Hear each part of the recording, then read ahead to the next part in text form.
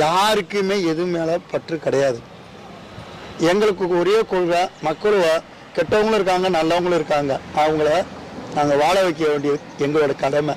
அவங்க அடித்தாலும் அந்த தொந்தரவை அவங்க வாங்கிக்கிறாங்க, வாழ்த்தினாலும் அந்த நன்மையை அவங்களுக்கு சேருது.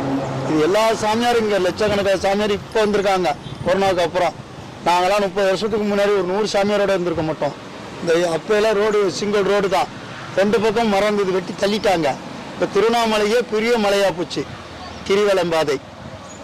இப்போ மக்களும் மனதுக்குள்ளே நாங்கள் சொல்ல சொல்ல சொல்ல சொல்ல உங்களுக்கு அந்த கடவுள் நம்பிக்கை கொடுத்துருக்குறோம்.